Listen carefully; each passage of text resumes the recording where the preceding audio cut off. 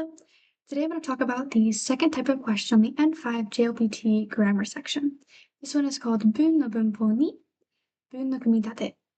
This is the second kind of sentence-based grammar question in this section, and it's called sentence composition.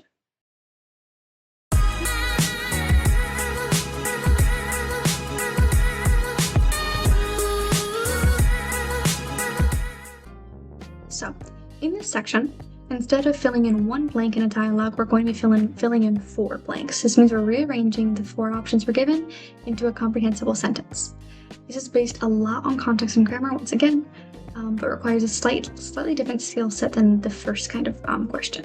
So, this question's a little bit unique, and they already give us an example, so let's go through that and then do some of our own questions.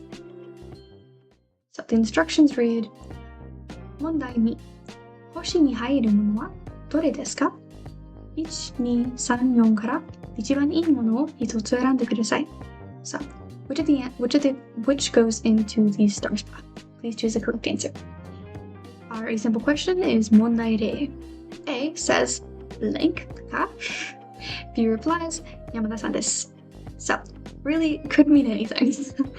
But the words we have are desu or anohito and dare. Glancing at these, you might already have an idea of how to rearrange them, but let's check out the kotae-kata, the method of answer. In this answer, it has ano hito wa dare desu ka, which makes this answer make a lot more sense. So, because there's only really one good way of rearranging the word so that it grammatically and contextually makes sense, whatever word falls into the blank with a star over it is going to be the answer. So in this case, because dare falls under this, yon is our answer. It's a pretty straightforward section, but it can take a little bit of getting used to. So let's try a problem. Go ahead and pause the video and try it out for yourself now. Okay. So A says, Yamashita-san wa? And B replies, Tonari no heya de shite imasu. So A asks about Yamashita-san, and B replies that he is blank in the next term. And our options are renshu, relatives, no, a connective particle either using one noun to describe or possess another, guitar, and o, which declares the object of a sentence. So, again, looking at these, you probably have a good idea what it means, but let's work way backwards. So we know that o has to have some noun, something before it that is the object of the sentence, a thing being done. So guitar can't be done. Guitar, both in English and Japanese, has a different verb for it. In English, it's playing. In guitar, it's hiku, ikimasu. So in this case, that cannot be the object of the sentence. But renshu can. To say renshu wo suru means to practice. It's a pretty simple way of putting it. So we can put renshu here and o here. Renshu wo shite imasu. What practice is he doing? He's doing guitar practice. We can't just shove guitar and renshu together.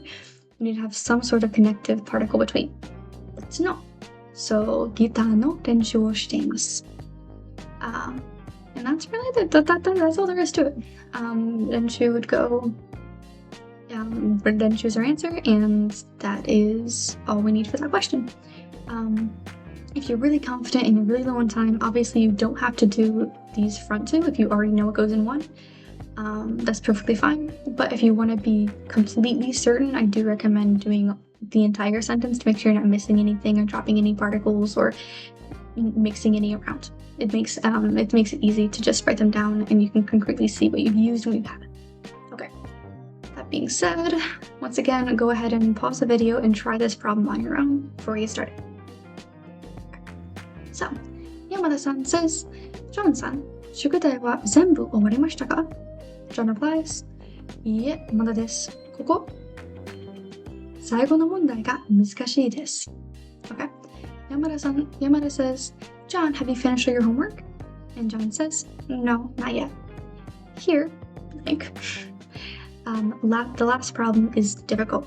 Okay, and our options are wa, which declares the subject of a sentence, kantan deshita, which is it was easy, ga, which is either a contradictory particle that like a but at the end of a sentence, or it declares a sub-subject within a sentence, like wa, but smaller. And then made is until. So one mistake that you might make if you're going really fast or low on time is the fact that this deshta looks like it should go at the end of a sentence. Usually des deshta, they always go at the end of a noun sentence or nominalized phrase. Why this doesn't work though is because there's a comma right here, and that means you need to have some sort of segue to the next sentence to connect the two, like two nouns. And if you do that at the end, you have to somehow combine all three of these particles together, which doesn't make any sense.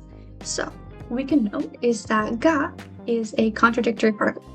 It can link two sentences if they are opposites.